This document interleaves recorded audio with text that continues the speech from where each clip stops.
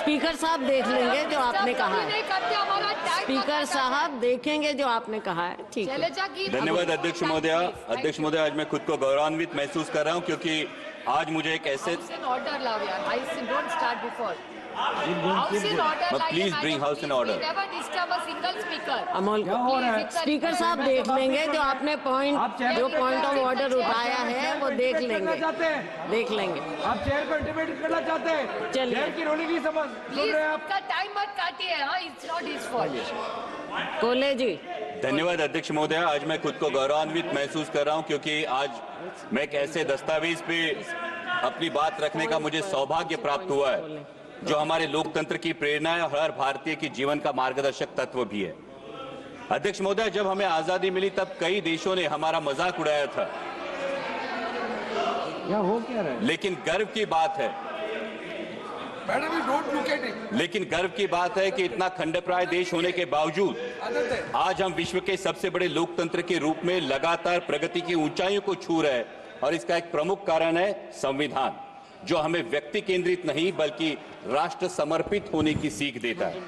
अध्यक्ष महोदय, मैं उस महाराष्ट्र की भूमि से आता हूं जहां 350 साल पहले छत्रपति शिवाजी महाराज ने एक आदर्श प्रस्तापित किया था, रयतेच राज्य स्वराज्य। छत्रपति शिवाजी महाराज के स्वराज से ज्यादा वैभवशाली, ज्यादा बड़े कई साम्राज्य निर्माण हुए और हस्तगत भी हुए, लेकिन आज भी 350 साल बाद छत्रपति शिवाजी महाराज के स्वराज का नाम लिया तो हमारा भी सीना 56 इंच का होता है।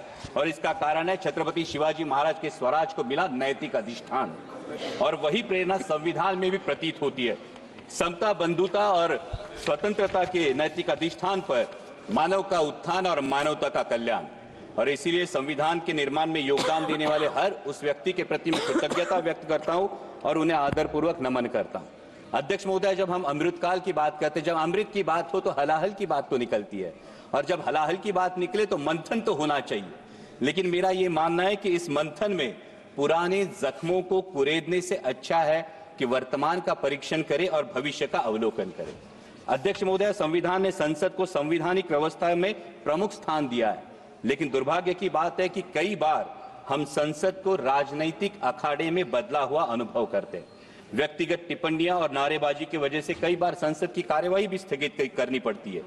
किसी नेता का किसी पूंजीपति से क्या संबंध है, कौन नेता किसकी फ्लाइट में कहां गया, या किस विदेशी नेता ने किस नेता को डोनेशन दिया, इन बातों से हमें लगता है ये महत्वपूर्ण होना चाहिए कि हमारे देश के किसान की, नौजवान की, आम आदमी की आवाज यहां उठाई जाती है या नहीं, उसकी समस्या का यहां समाधान होता है या नहीं।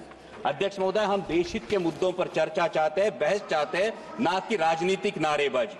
और ये सत्ता पक्ष हो या विपक्ष, दोनों को ध्यान में रखना चाहिए। अध्यक्ष महोदय, संविधान में सामाजिक, आर्थिक और राजनीतिक न्याय की बात की है। जब आर्थिक न्याय की बात हो तो हमें सोचना चाहिए कि क्या हम सही मायने में देश की जो सबसे बड़ी आबादी है उन किसानों को आर्थिक न्याय प्रदान कर सके। उनकी मेहनत का, उनकी फसल का क्या उन्हें सही दाम मिल पा रहा है। प्याज हो, सोयाबीन हो, दूध हो या कपास उत्पादक, किसी भी किसान से अगर आज हम पूछे कि वह आज की स्थिति में वो खेती आउट ऑफ चॉइस कर रहा है या आउट ऑफ कंपल्शन, ये तो मानना पड़ेगा, हर किसान को ये कहना पड़ेगा ये आउट ऑफ कंपल्शन उसे खेती करनी पड़ रही है, क्योंकि उसके पास दूसरा कोई चारा नहीं है, रोजगार का दूसरा कोई जरिया नहीं है। सरकार किसान सम्मान जैसी योजनाएं तो लाती है, लेकिन किसान का असली सम्मान तभी होगा जब उसकी फसल को सही दाम मिलेगा। किसानों के हित में देश की इंपोर्ट और एक्सपोर्ट पॉलिसीज बनाई जाएंगी। जो आर्थिक न्याय की बात किसानों को लागू होती है, वही बात देश के नौजवानों को भी लागू होती है। संविधान में गरिमापूर्ण जीवन की बात की गई है, लेकिन हर इंटरव्यू की लाइन में खड़े हुए नौजवान युवकों की भीड़ देखे या प्यून की नौकरी के लिए पीएचडी के छात्र कतार में खड़े देखे तो हम ये सोचने पर मजबूर हो जाते हैं कि क्या देश के भविष्य को हम गरिमापूर्ण जीवन दे रहे हैं, क्या उनकी शिक्षा के अनुसार उन्हें आर्थिक न्याय दे पा रहे हैं। अध्यक्ष महोदय, जब सरकार कहती है कि वो 80 करोड़ देशवासियों को मुफ्त में राशन देती है, इसके अभिनंदन के साथ ही हमें अंतर्मुख होकर यह भी विचार करना होगा कि आजादी के 75 वर्षों बाद भी अगर 80 करोड़ देशवासियों को मुफ्त में राशन देना पड़े तो क्या यह उपलब्धि है या विफलता। क्योंकि जनता मुफ्त का राशन नहीं बल्कि हक का रोजगार मांग रही है, और मुफ्त के राशन से गरिमा नहीं बढ़ती, हक के सम्मानजनक कमाई से बढ़ती है।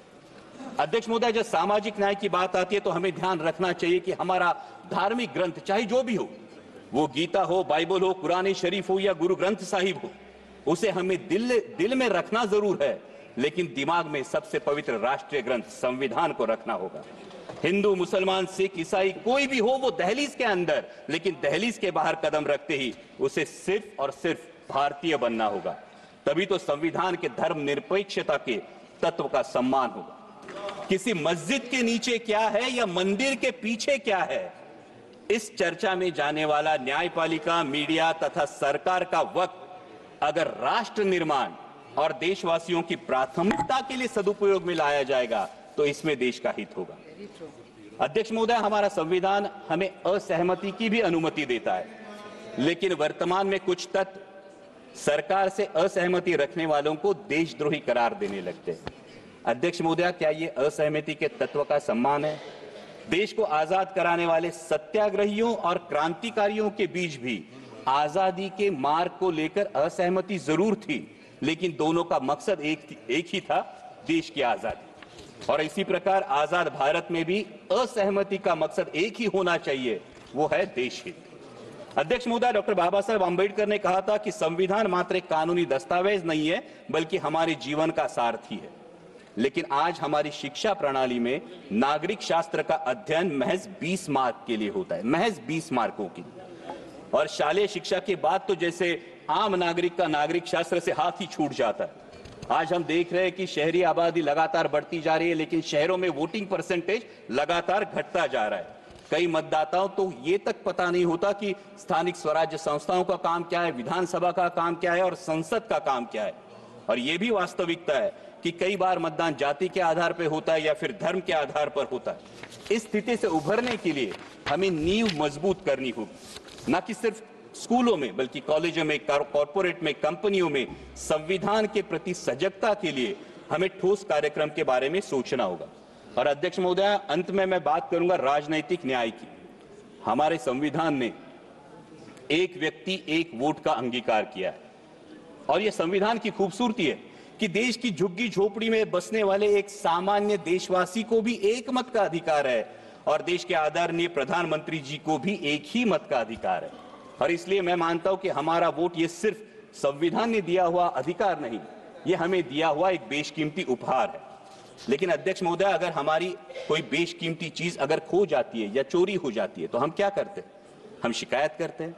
और अगर दरोगा कहे कि चोरी हुई नहीं तो हम क्या करते हैं? फिर हम अपने आप से तहकीकात करने की कोशिश करते हैं, हम तफ्तीश करने की कोशिश करते हैं। लेकिन अध्यक्ष महोदया, महाराष्ट्र के विधानसभा चुनाव में कई मतदाताओं को आशंका है कि या तो उनका दिया हुआ वोट खो गया या फिर चोरी हो गया। लेकिन दरोगा ने कहा ऐसा कुछ नहीं हुआ। और इसलिए महाराष्ट्र, सर ये तो लोगों का कहना है, इसलिए महाराष्ट्र के सोलापुर जिले के मार्कड़वाड़ी के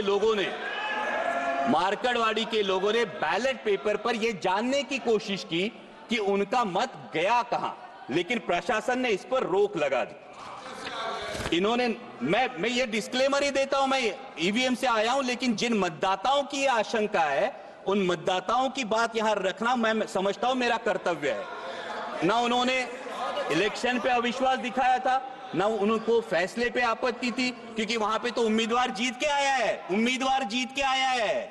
फिर भी लोग जानना चाहते हैं वोट कहां गया, खो गया या चोरी हो गया। लेकिन उन्हें यह करने से मना करना, क्या यह राजनीतिक अधिकार है? अध्यक्ष महोदय, लोकतंत्र में चुनाव प्रक्रिया की बहुत अहम प्रक्रिया है। और महाराष्ट्र में विधानसभा चुनाव के बाद, जैसा मैंने कहा, मैं चुन के आया हूं ईवीएम पे, लेकिन मतदाताओं में एक संभ्रम है, एक असमंजस है और कई सारे संदेह, कई सारी आशंकाएं हैं। लोकसभा चुनाव के बाद महज 6 महीनों में लाखों मतदाताओं के नाम मतदाता सूची में जुड़े हैं, और इलेक्शन कमीशन बार बार मांग करने के बाद भी ये सूची विपक्ष को नहीं सौंप रही है। उसी के साथ में जो सुप्रीम कोर्ट की गाइडलाइंस थी, जो 5% वीवीपैट कंट्रोल यूनिट और बैलेट यूनिट का वेरिफिकेशन होना था, ये सुप्रीम कोर्ट के गाइडलाइन के बावजूद अचानक इलेक्शन कमीशन ने नई एसओपी जारी की है, जिसमें ये वेरिफिकेशन नहीं होगा, बल्कि पूरी मेमोरी बर्न करके सिर्फ उसमें मॉक पोल कराया जाएगा। तो इससे असमंजस और भी बढ़ जाता है। हमारी मराठी में कहावत है, कर नाही त्याला डर कशाला, कुछ किया ही नहीं तो डरते क्यों, हाथ कंगन को आरसी क्या। और इसलिए अध्यक्ष महोदया, ये शंका उत्पन्न होती है, क्या कुछ छुपाने की कोशिश हो रही है, क्या दाल में कुछ काला है या पूरी दाल ही काली है। अध्यक्ष महोदय, लोकतंत्र की मजबूती के लिए जनता का, ये हम और उनकी बात नहीं है, सत्ता पक्ष विपक्ष की बात नहीं है अध्यक्ष महोदया, लेकिन लोकतंत्र मजबूत रहने के लिए जनता का चुनावी प्रक्रिया पर विश्वास कायम रहना बहुत जरूरी है। और चुनाव आयोग का गठन ही फ्री और फेयर इलेक्शन के लिए हुआ है। इसलिए आपके माध्यम से मेरी दरखास्त है कि 5% ईवीएम में मॉकपोल की जगह वोट वेरिफिकेशन कराया जाए और साथ ही में चुनाव प्रक्रिया में अधिक पारदर्शिता लाने के लिए ईवीएम का लॉग डेटा उम्मीदवारों को दिया जाए।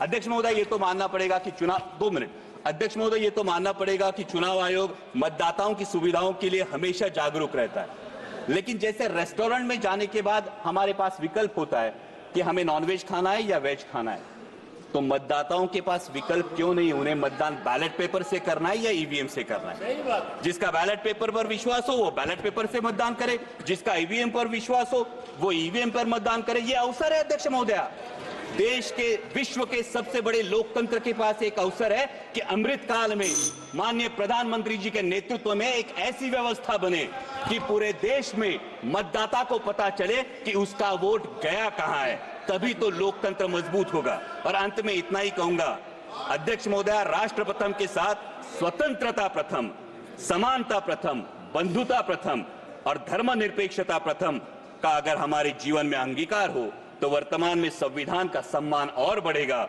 और भविष्य में हमारा लोकतांत्रिक गणराज्य विश्व की महाशक्ति बनकर उभरेगा। और इसीलिए छोड़ो कल की बातें, कल की बात पुरानी, नए दौर में लिखेंगे मिलकर नई कहानी, हम हिंदुस्तानी। जय हिंद।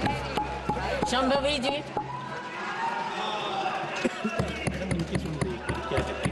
अभी भी बोल रहे हैं। धन्यवाद। एक मिनट ऑनरेबल मेंबर। संविधान पर चर्चा हो रही है महोदया, और संविधान की हत्या हो ये संभव नहीं है। हम लोग यहाँ चुपचाप बैठने के लिए नहीं है। अभी इन्होंने जलियांवाला बाग कांड की बात कही कांग्रेस के स्पीकर ने, बड़ा ही दुर्भाग्यपूर्ण था। उसमें जो मारे गए लोग, उनके प्रति सभी पूरे देश की सहानुभूति है, लेकिन 115(1) स्पीकर का डायरेक्शन जी कि यदि उन्होंने इनकरेक्ट कहा है, जलियांवाला बाग ट्रस्ट की चेयरमैन, लिखित में दे दीजिएगा स्पीकर। नहीं, लिखित नहीं है, वो कांग्रेस हमेशा रही है, कांग्रेस का अध्यक्ष रहा है। यदि जलियांवाला बाग में कुछ नहीं हुआ है तो कांग्रेस दोषी है। आप अपने दोस्त को सरकार के ऊपर नहीं ला सकते हो। मेरे कहने का मतलब केवल इतना ही है कि कांग्रेस ने यदि जो शहीद हुए, शंभवी जी का नाम लिया है मैंने, शंभवी जी बोले। धन्यवाद। आप लिखित में दे दीजिए। धन्यवाद सभापति महोदय, आपने इतने गंभीर विषय पर बात सुन